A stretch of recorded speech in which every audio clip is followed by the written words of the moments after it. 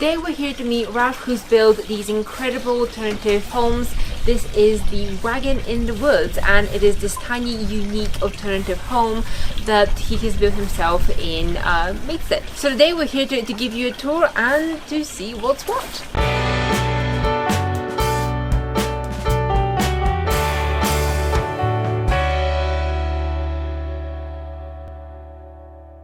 Cool, we'll show you around. So you've got, this is a little area, and you've got little outdoor seating. So this is all, most of it's all stuff I've either made myself, like all the trees and things. I've got a big chainsaw mill, so basically fell the tree and run along with the chainsaw, and then turn it into all the furniture, which I really enjoy using, all the wibbly wobbly stuff. And then there's bits like, these which came out of a, I think a nunnery in London, and bits of churches and things, and it's really nice being able to use these odds and ends which normally would end up in a skip. We had the old boiler, and that was the first idea. I converted it and then sort of bodged it together. There's spilled out of bits of gas cylinder and all sorts, and off it goes. That log burner's connected to the hot tub, so we used to use that all the time, but I've now connected up a couple of big boilers just to make it really easy for people. We've now got the option as well, you can use the log burner or you can just press a button. When we looked at the hot tub and what we were going to do,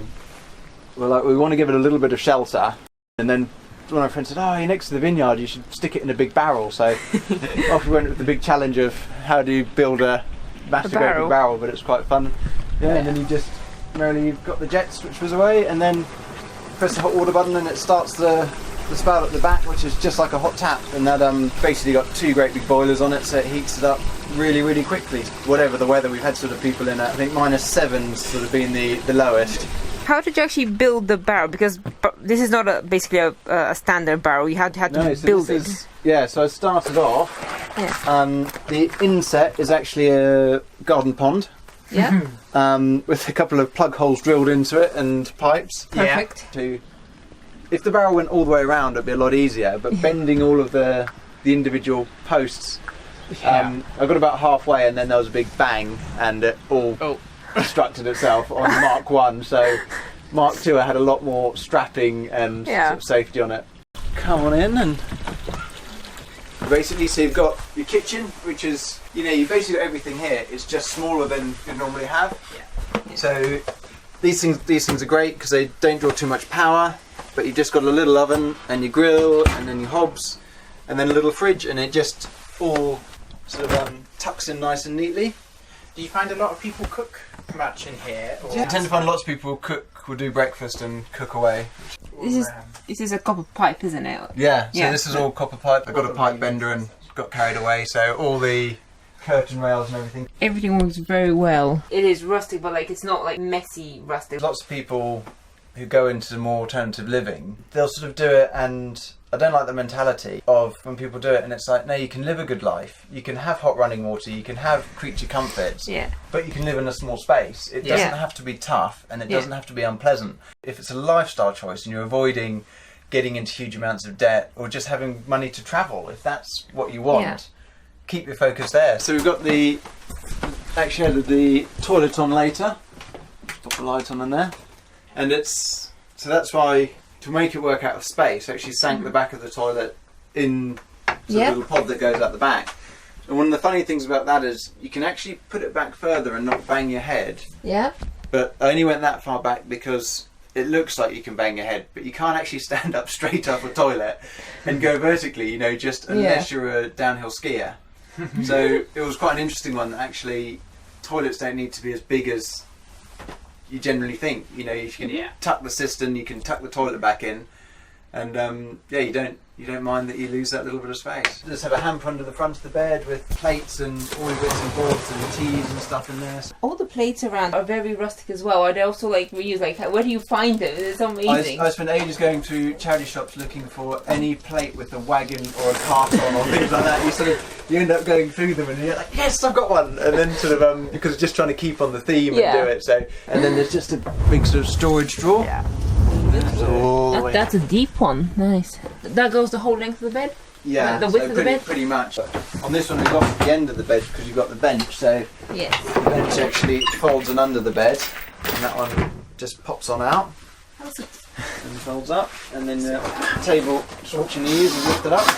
There you go, and then you've got your table. So it's sort of set because you've got the sun rising, so we position the wagon so you can sit and have your breakfast and watch things go. What kind of support does the table have? It sounded very firm. Yeah, it's these drop hinges, so they basically, you have to lift it up and then you can press them in and they go, but they're both spec'd at an incredible amount of weight. To be honest, the wall would probably given before the hinges did. To get the table long enough, I had to balance having the full length table to having it that it's really high. So that's so actually when I worked it out, I had to raise the height of the bed and use more of a bar stool style chair rather than a normal chair, because with that style of folding out, if you had a normal chair, your table would be really short. So it's quite funny when you get into these things. You're like, I can build a table which pops up, or a bench which folds out. But to get them all to tie in together, then there's a bit more head scratching. We've got the bathtub.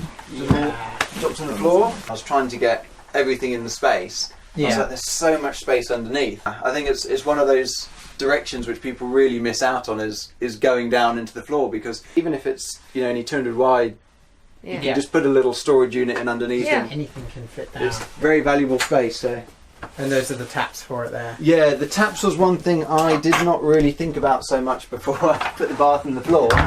You can't put the taps right in the floor, because I was like, well, either people are going to trip over them, or if I just put them straight at the head when you're in the bath, you're going to be resting your head on the taps. So then it was getting them up out the way, and then having it so if the tap's dripping, it can still catch. There's a bit of a and hole. also when it comes up, you don't want to take your taps out. So the taps were a bit of a head scratching moment. And that is positioned in the perfect place next to this window. Do you want to tell me how you did that? How you figured this window out and how it worked? The windows basically have used polycarbonate, which I really recommend to anyone doing it. It is more expensive, but it's got really good thermal ratings and you get a much better insulation. This is actually one whole sheet on the outside, so it means I could effectively do anything on this one and get the sheet on. And in terms of area, the weight isn't too bad, especially compared to glass. Following the wagon wheel, so on this one we just went for the big wagon wheel in the window, which when we didn't have the curtains, it really worked well of seeing the big wheel. Then you lose the outside of it with the curtains, which works well. This is designed so it can be moved around. We built it on the drive and pushed it up here. And the axles are actually scaffold poles, and they can come off. So the idea is, if we wanted to move it on the road, we can get a car transporting trailer underneath it. And then you can pop the wheels off, and it's easily transportable. What kind of wood is this? It's flexible enough and obviously thin enough. That is actually, bizarrely enough, it's probably one of the cheapest things you can buy, which is the fence panels. I imagine it just basically, without them, it wouldn't have that character. It wouldn't be as also cozy. It does really add it. It shows the curve as well, otherwise you miss the curve. And then there's bits like the top. This was an old Christmas tree we had as kids, and then got planted out in the garden, and then grew up really big. And then when I was building the wagon, came down in a storm. So I was like, well, just looked at it, I was like, it's got a lot of character, so just ran the chainsaw down it and screwed it into the ceilings. Bucket and pipes.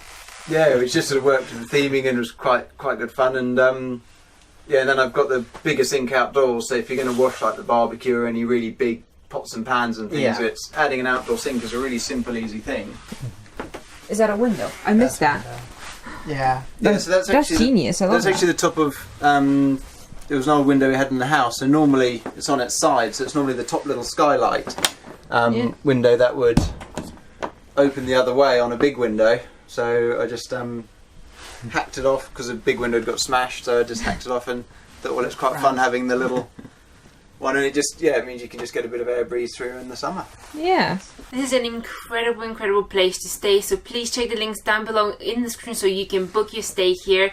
It's incredible. We love the massive window. We are huge big window fans, and the hot tub is like it's just like a fairy tale. It is just incredible. It's absolutely worth a visit, and we'll be incorporating so many of the elements that we've seen here into our own van build decor, which is incredible. Ralph has another unique home that he has shared with us, and that episode will be coming out very soon, so do subscribe so you can catch that one. It is even more magical than this one in our opinion, and so yeah, subscribe and we'll see you next time.